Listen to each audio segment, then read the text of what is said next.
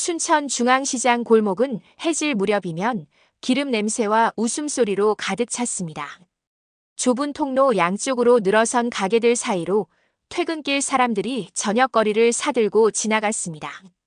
그 한가운데 자리한 정순 통닭의 간판 아래 한정수는 오늘도 닭을 뒤집고 있었습니다. 68의 나이에도 그녀의 손놀림은 정확했습니다. 불판 위에서 지글거리는 닭다리를 집게로 집어 뒤집고 기름이 튀면 자연스럽게 몸을 피했습니다. 40년을 같은 자리에서 같은 일을 해온 몸이었습니다. 다만 요즘은 불을 내릴 때마다 손끝이 떨렸습니다. 힘이 빠져서가 아니라 이제 정말 그만두어야 할 때가 왔다는 걸 알기 때문이었습니다. 엄니, 이제 좀 쉬시라요. 주말이면 서울에서 내려오는 아들 윤호가 앞치마를 두르며 말했습니다. 40이 넘어서도 결혼하지 않은 아들은 어머니 곁에서만 편안해 보였습니다. 정수는 아들의 그런 모습이 마음에 걸렸습니다. 괜찮다. 엄마는 이 일이 좋아서 하는 거야. 정순이 웃으며 대답했습니다. 하지만 윤호는 고개를 저었습니다. 서울로 올라오세요. 제가 집 구할게요. 혼자 계시면 안 돼요. 서울엔 친구도 없고 집도 좁다고 했잖니. 나 그냥 여기서 살면 안 되냐. 윤호의 말에는 효심과 함께 어쩐지 묘한 무게가 실려 있었습니다. 정수는 그것이 무엇인지 정확히 알지 못했습니다. 다만 아들이 자신을 너무 가까이 두고 싶어 한다는 것, 그리고 그 가까움이 때로 숨막히게 느껴진다는 것만 알았습니다. 저녁 장사를 마치고 가게 문을 닫을 무렵 정수는 낡은 거울에 비친 자신의 얼굴을 보았습니다. 기름 연기에 그을린 얼굴, 깊게 팬 주름, 허리까지 내려온 백발. 그녀는 언제부턴가 자신을 여자로 보지 않게 되었습니다. 그저 누군가의 엄마, 통닭집 주인, 교회 집사. 그런 이름들로만 살아왔습니다. 젊은 시절 정순에게도 사랑이 있었습니다. 22살에 만난 남편은 건설 현장에서 일했습니다. 성실하고 말수 적은 사람이었지만 술만 마시면 달라졌습니다. 주먹이 날아오고 욕설이 쏟아졌습니다. 정수는 3살배기 윤호를 안고 방 안에 숨곤 했습니다. 남편은 윤호가 6살 되던 해 공사장 사고로 세상을 떠났습니다. 그 뒤로 정수는 혼자였습니다. 통닭집을 열어 윤호를 키웠고 대학까지 보냈습니다. 아들은 서울에서 작은 회사에 다녔습니다. 정수는 그것만으로 충분하다고 생각했습니다. 하지만 윤호는 결혼을 하지 않았습니다. 소개팅을 주선해도 거절했고 회사 사람들과의 모임도 피했습니다. 엄니 혼자 두고 어떻게 결혼을 해요? 윤호는 그렇게 말했지만 정수는 알고 있었습니다. 아들이 두려워하는 건 어머니를 혼자 두는 것이 아니라 자신이 혼자 남는 것이었습니다. 아버지의 폭력을 보고 자란 아이는 세상의 남자들을 믿지 못했습니다. 그리고 세상의 여자들도 믿지 못했습니다. 오직 어머니만이 안전했습니다. 정수는 그런 아들이 안쓰러웠습니다. 동시에 답답했습니다. 자신도 이제 나이가 들어 누군가와 이야기를 나누고 싶었습니다. 혼자 저녁을 먹고 혼자 텔레비전을 보고 혼자 잠드는 시간들이 점점 무거워졌습니다. 그해 가을 정수는 통닭집 문을 닫기로 결심했습니다. 윤호는 기뻐하며 서울행 기차표를 예매했습니다. 하지만 정수는 서울로 가는 대신 교회 자원봉사에 참여하기 시작했습니다. 매주 화요일과 목요일 순천 복지관에서 노인들에게 식사를 나르는 일이었습니다. 그곳에서 정수는 새로운 사람들을 만났습니다. 그리고 그 중에는 항상 웃는 눈매를 가진 한 남자가 있었습니다. 잡곡 포대를 들고 나타나는 그 사람은 정순에게 오늘도 수고 많으십니다라고 인사했습니다. 그것은 40년 만에 처음 들어보는 누군가의 따뜻한 목소리였습니다. 정수는 그날 밤 오래된 장롱 깊숙이 넣어두었던 파란 치마 저고리를 꺼냈습니다. 결혼 전 어머니가 지어준 옷이었습니다. 세월에 바래긴 했지만 아직 색은 남아 있었습니다. 정수는 그 옷을 펼쳐놓고 한참을 바라보았습니다. 창밖에서는 가을바람이 불어왔습니다. 시장 골목의 불빛들이 하나둘 꺼지고 있었습니다. 정수는 조용히 옷을 개어 다시 장롱에 넣었습니다. 아직은 아니라고, 아직은 때가 아니라고 속으로 중얼거렸습니다. 하지만 그녀의 가슴 한편에서는 무언가가 조금씩 깨어나고 있었습니다. 오래 잠들어 있던 것이 천천히 눈을 뜨고 있었습니다. 교회 자원봉사를 시작한 지 2달째 정수는 매주 화요일과 목요일이 기다려졌습니다. 복지관 주방에서 국을 끓이고 반찬을 담고 노인들에게 식판을 나르는 일. 그 일상 속에서 박성도를 자주 마주쳤습니다. 그는 항상 잡곡 포대를 들고 나타났습니다. 검은 콩, 찹쌀, 수수, 기장. 복지관 식당에 기부하는 곡식들이었습니다. 65살이라는 나이가 믿기지 않을 만큼 허리가 고닫고 웃을 때면 눈가에 주름이 깊게 팼습니다. 한 선생님, 오늘도 일찍 오셨네요. 성도가 포대를 내려놓으며 말했습니다. 정수는 고개를 끄덕이며 앞치마 끈을 고쳐맸습니다. 일찍 와야 국이 제대로 끓지요.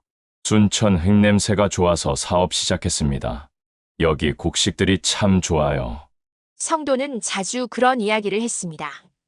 서울에서 직장 생활을 하다가 은퇴 후 순천으로 내려와 지역 농가와 계약해 잡곡을 유통한다고 했습니다. 정수는 그의 말을 들으며 국을 저었습니다. 그저 예의상 듣는 척했지만 어느새 그의 목소리에 귀 기울이고 있는 자신을 발견했습니다. 어느 목요일 오후 봉사를 마치고 복지관을 나서는데 성도가 기다리고 있었습니다. 점심 같이 하실래요? 근처에 국밥집이 있는데. 정수는 잠시 망설였습니다. 낯선 남자와 단둘이 밥을 먹는다는 것, 그것이 어색하고 조심스러웠습니다. 하지만 성도의 눈빛에는 이상한 의도가 보이지 않았습니다. 그저 함께 밥을 먹자는 소박한 제안이었습니다. 그럼 잠깐만요.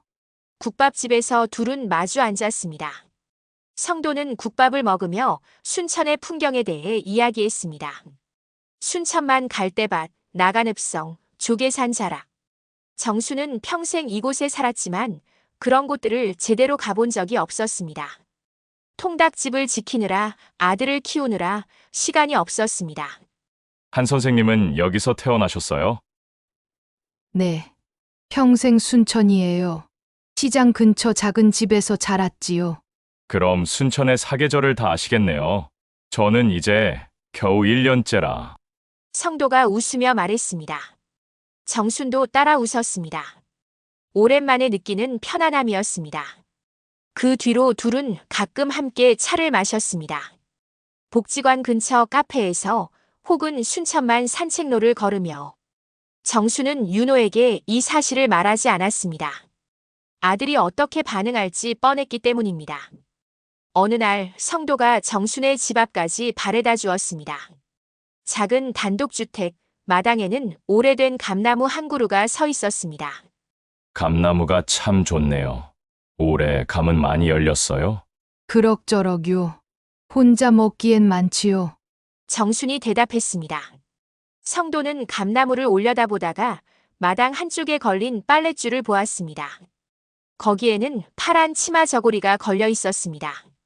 정순이 며칠 전 장롱에서 꺼내 햇볕에 말린 옷이었습니다. 저 옷, 색이 참 곱네요.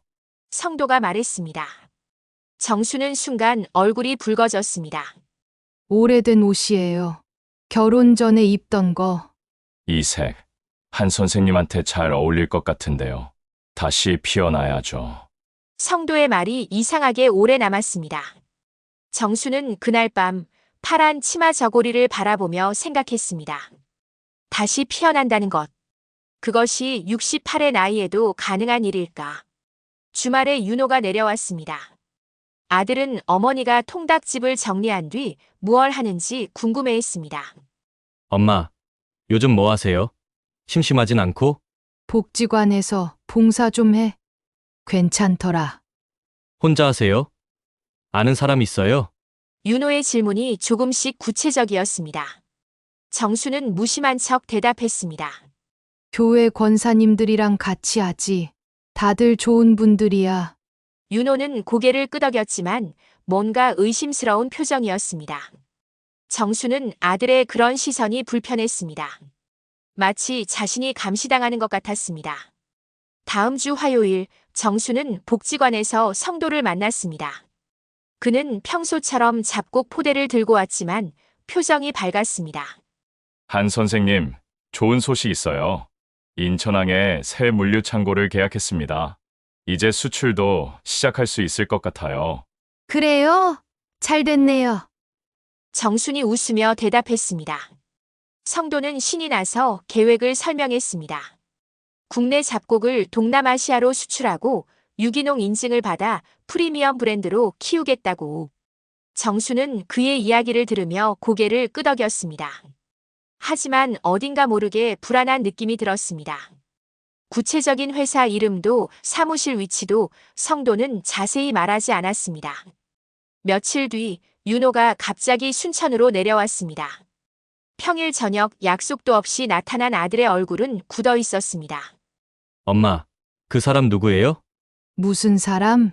복지관에서 자주 만나는 남자요. 교회 권사님한테 들었어요. 정수는 순간 말문이 막혔습니다. 교회 권사 중 누군가가 윤호에게 연락한 것이었습니다. 아들은 테이블에 손을 짚고 어머니를 내려다보았습니다. 박성도라는 사람, 뭐 하는 분인데 그렇게 자주 봐요. 잡곡 유통하는 분이야. 사람 참 반듯해. 엄마, 인터넷에 아무것도 안 나와요. 사업자 등록도 없고 회사 정보도 없어요. 윤호의 목소리가 떨렸습니다. 정수는 자리에서 일어났습니다. 윤호야, 내가 엄마 인생 다 알아? 나도 사람 볼 줄 알아. 엄마가 사람을 봐요? 아버지 때도 그랬잖아요. 그 말에 정순의 가슴이 철렁 내려앉았습니다. 윤호는 곧 자신이 한 말을 후회하는 듯 고개를 숙였습니다. 하지만 이미 뱉어진 말이었습니다. 미안해요. 엄마, 그런 뜻이 아니라. 너 이제 가라. 서울 가. 정순이 조용히 말했습니다. 윤호는 더 이상 말하지 못하고 집을 나섰습니다. 정수는 거실 소파에 앉아 한참을 그대로 있었습니다. 그날 밤 정수는 성도에게 전화를 걸었습니다.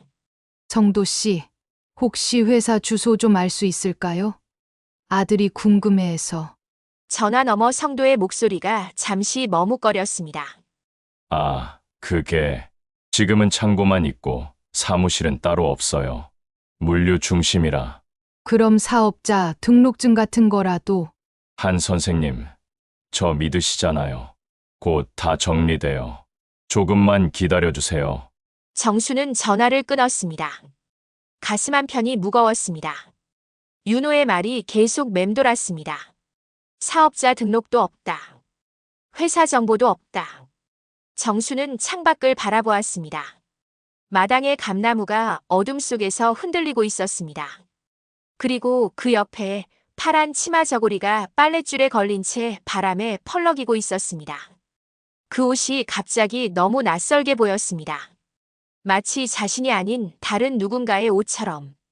윤호는 서울로 돌아간 뒤에도 매일 전화를 걸었습니다. 처음에는 안부를 묻는 척했지만 이틀째부터는 본심을 드러냈습니다. 엄마, 그 사람 오늘도 만났어요?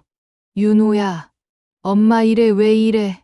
제 조카 재욱이가 경찰이잖아요. 한번 알아보게 해주세요. 정수는 전화를 끊었습니다. 아들의 집착이 점점 심해지는 것 같았습니다. 하지만 동시에 정순 자신도 불안했습니다. 성도에게 회사 주소를 물었을 때 그가 보인 반응, 그 짧은 머뭇거림이 계속 마음에 걸렸습니다.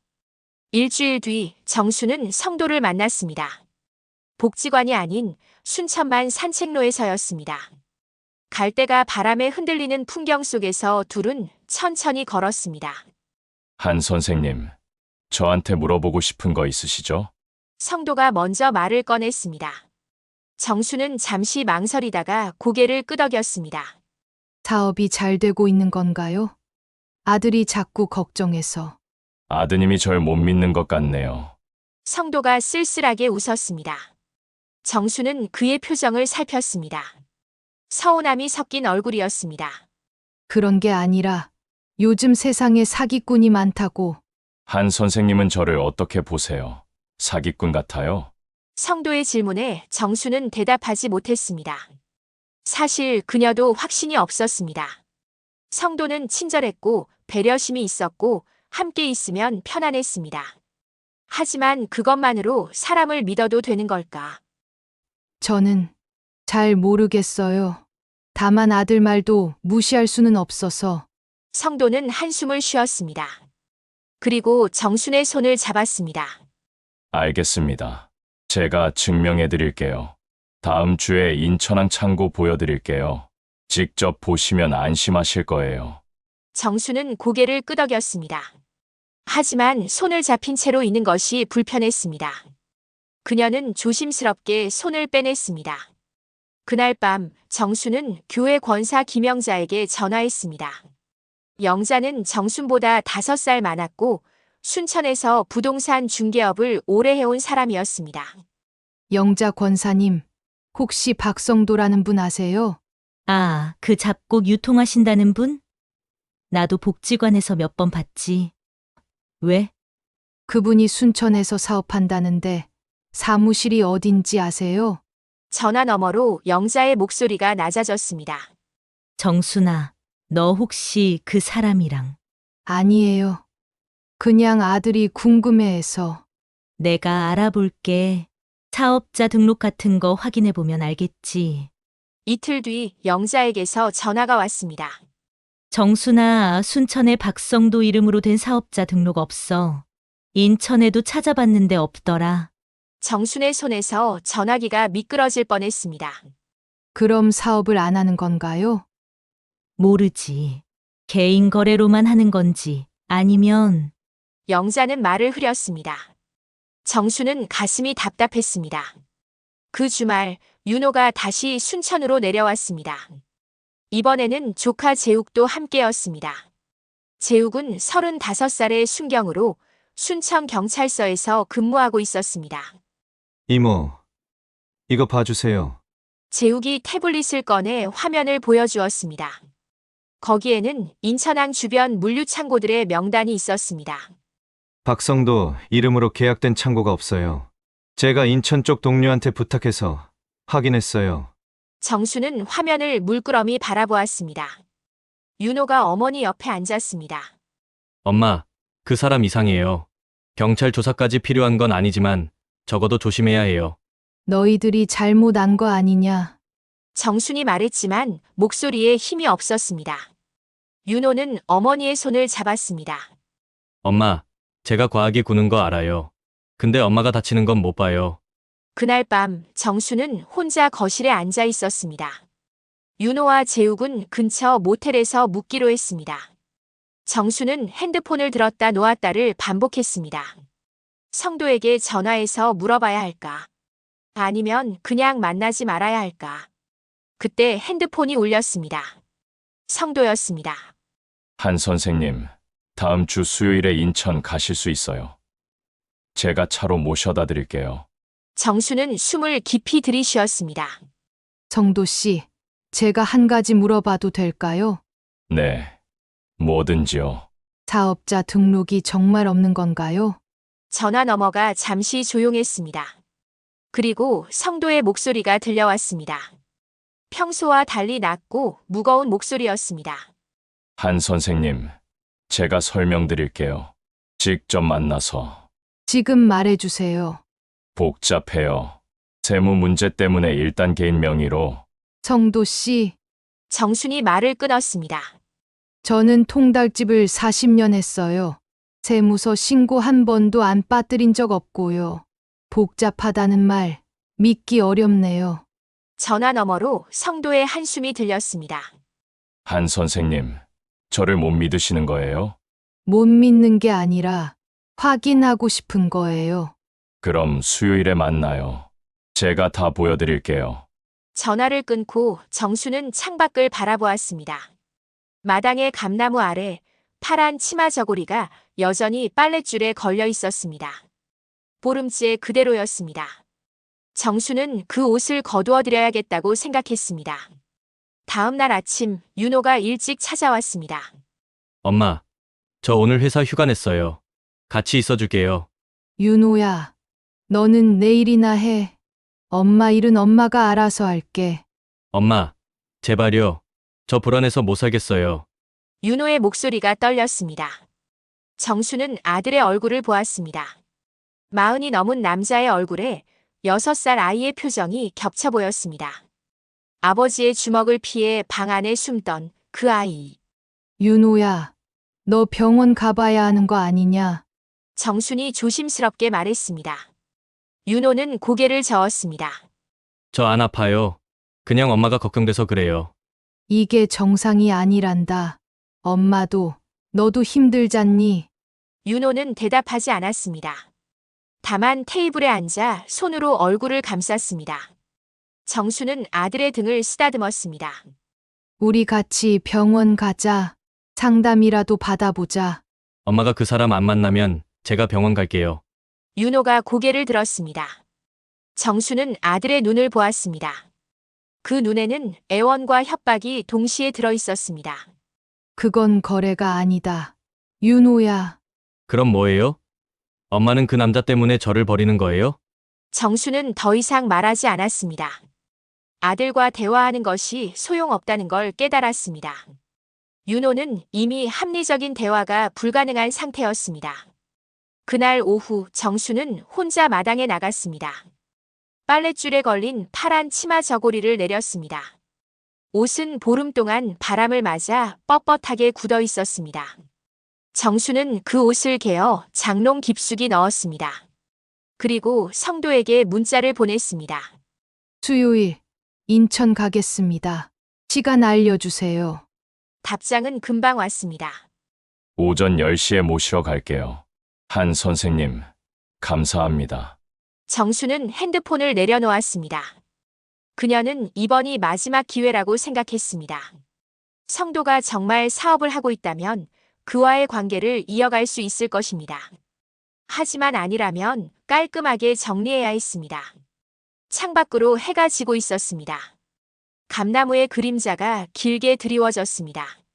정수는 그 그림자를 바라보며 생각했습니다. 자신이 원하는 것이 무엇인지, 자신이 두려워하는 것이 무엇인지, 그리고 아들과 자신 둘 중 누가 먼저 자유로워져야 하는지. 수요일 아침 정수는 일찍 일어났습니다. 거울 앞에 서서 옷을 골랐습니다. 너무 화려하지도 너무 초라하지도 않은 옷. 결국 베이지색 바지에 검은색 니트를 입었습니다. 70 가까운 나이에 데이트 복장을 고민하는 자신이 우스웠습니다. 아침 8시 윤호에게서 전화가 왔습니다. 엄마, 오늘 어디 가세요? 교회 새벽 기도 다녀올게. 정수는 거짓말을 했습니다. 아들에게 인천 간다고 말하면 틀림없이 따라오려고 할 것이었습니다. 저 오늘 회사 조퇴하고 내려갈게요. 저녁 같이 먹어요. 윤호야, 너 그러다 회사에서 잘린다. 내려오지 마. 정순이 단호하게 말했습니다. 윤호는 잠시 망설이다가 전화를 끊었습니다. 10시 정각 성도가 차를 몰고 왔습니다. 검은색 SUV였습니다. 깨끗하게 세차된 차였지만 연식은 꽤 오래된 것 같았습니다. 한 선생님, 오래 기다리셨죠? 아니에요. 방금 나왔어요. 정순이 조수석에 올라탔습니다.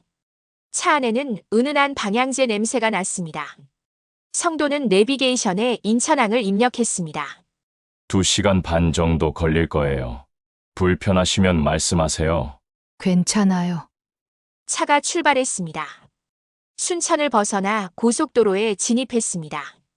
창밖으로 가을 풍경이 스쳐 지나갔습니다. 정수는 창밖을 보면서도 계속 성도의 얼굴을 힐끗힐끗 쳐다보았습니다. 한 선생님, 궁금한 거 많으시죠? 성도가 먼저 말을 꺼냈습니다. 정수는 고개를 돌렸습니다. 솔직히 말하면, 네. 제가 설명드릴게요. 천천히. 성도는 핸들을 잡은 채 이야기하기 시작했습니다. 자신은 원래 서울에서 무역회사에 다녔다고 했습니다. 정년 퇴직 후 고향인 순천으로 내려왔고 지역 농가와 계약해서 잡곡을 모아 유통하는 일을 시작했다고 했습니다. 처음에는 사업자 등록하고 제대로 하려고 했어요. 근데 세금 문제가 복잡하더라고요. 그래서 1단계인 명의로 소규모로 시작했죠. 그럼 지금은 어떻게 하시는 건가요? 지금은 중간 유통업체 이름으로 거래해요. 제 이름은 안 나오지만 실제로는 제가 물건을 공급하는 거죠. 정수는 그 말을 곱씹었습니다. 뭔가 이상했습니다. 사업을 한다는 사람이 자기 이름으로 된 게 아무것도 없다는 것이. 그럼 인천항 창고도 남의 이름으로 된 거예요?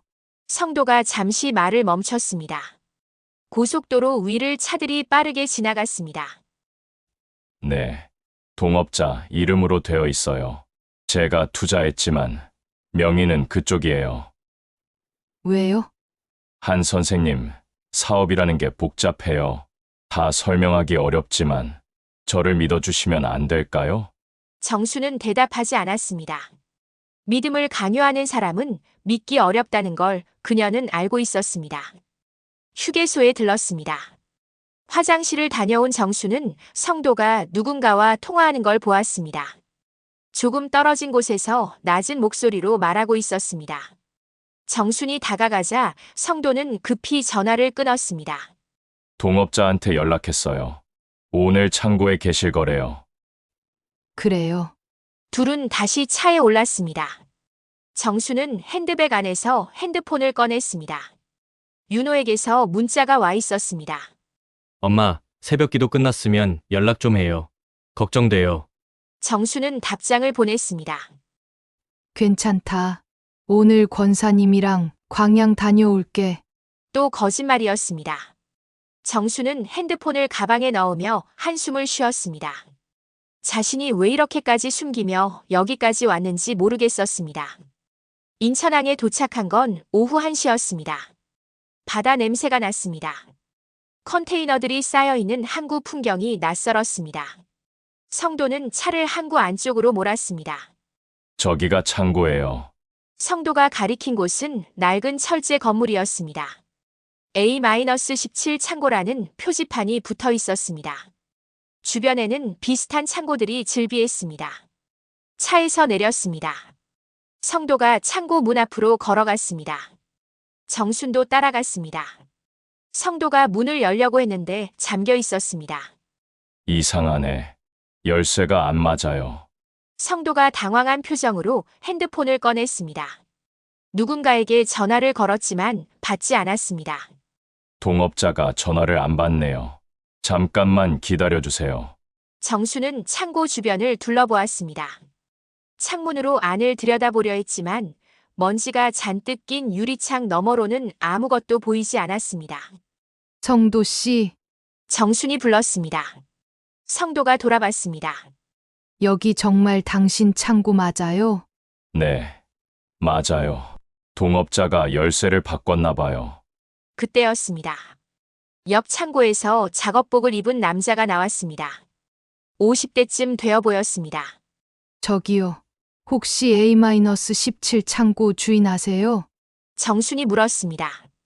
남자는 담배를 피우며 고개를 가로저었습니다. A-17? 거긴 석 달째 비어 있는데요. 전 주인이 부도나서 비웠어요. 정순의 가슴이 철렁 내려앉았습니다. 성도의 얼굴이 하얗게 변했습니다. 뭔 소리예요? 제가 한 달 전에 계약했는데 누구한테 계약했는데요? 여기 관리인은 저희 회사인데. 남자가 의아한 표정으로 물었습니다. 성도는 말을 더듬었습니다. 그게 중개인한테. 정수는 더 이상 듣고 싶지 않았습니다. 그녀는 성도를 돌아보았습니다. 차로 가요. 한 선생님, 오해예요. 제가 설명. 가요. 정순의 목소리가 낮고 단단했습니다. 성도는 더 이상 말하지 못했습니다. 차로 돌아왔습니다. 정수는 조수석에 앉아 핸드폰을 꺼냈습니다. 윤호에게 전화를 걸었습니다. 엄마, 윤호야. 나 지금 인천이야. 전화 너머가 잠시 조용했습니다. 뭐라고요? 박성도 씨랑 인천항 왔어. 근데 이상해. 재욱이한테 연락 좀 해줄래? 윤호의 목소리가 떨렸습니다. 엄마, 지금 거기 있어요. 움직이지 마세요. 제가 재욱이한테 연락할게요. 전화를 끊었습니다. 정수는 성도를 바라보았습니다. 성도는 핸들을 잡은 채 고개를 숙이고 있었습니다. 한 선생님, 정말 죄송해요. 뭐가 죄송한 거예요? 거짓말한 것? 아니면 속인 것? 저도 속은 거예요. 동업자가 저를. 그만해요. 정순이 말을 끊었습니다. 저는 40년 동안 통닭을 튀겼어요. 손님들 얼굴 보면 알아요. 누가 진짜 배고파서 오는 건지, 누가 그냥 시간 때우려고 오는 건지. 당신 얼굴, 지금 거짓말하는 거 다 보여요. 성도는 고개를 들지 못했습니다. 정수는 차 문을 열고 내렸습니다. 저 혼자 갈게요. 순천까지 택시 타고 갈게요. 한 선생님, 제발. 성도가 차에서 내렸습니다. 하지만 정순을 붙잡지 못했습니다. 정순의 눈빛이 너무 차가웠기 때문입니다. 정순은 항구를 걸어 나왔습니다. 바람이 차갑게 불었습니다. 바다 냄새가 코를 찔렀습니다.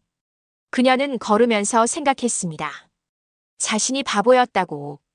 68의 나이에 설렘 같은 걸 느낀 게 바보였다고. 장롱에서 파란 치마 저고리를 꺼낸 게 바보였다고. 택시를 잡으려고 손을 들었습니다. 그때 뒤에서 차가 따라왔습니다.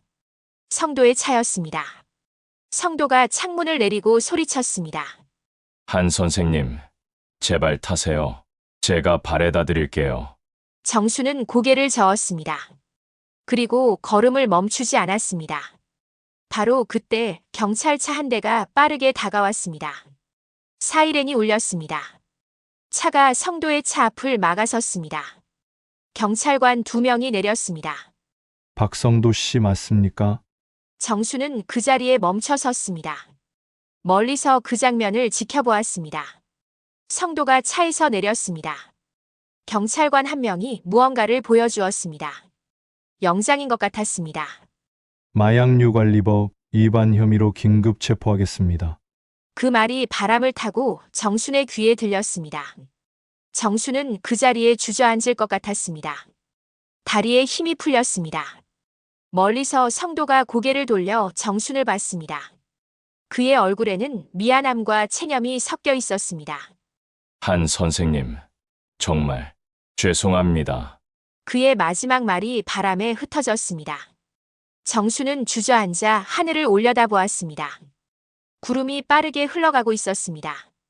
인천항의 차가운 바람이 그녀의 얼굴을 스쳤습니다. 핸드폰이 울렸습니다. 윤호였습니다. 엄마, 재욱이가 인천경찰서 동료한테 연락했어요. 지금 경찰 가고 있어요. 엄마, 괜찮아요? 정수는 전화기를 귀에 댄 채 대답하지 못했습니다. 눈물이 흘러내렸습니다. 엄마, 응. 엄마, 괜찮다. 하지만 괜찮지 않았습니다. 전혀 괜찮지 않았습니다.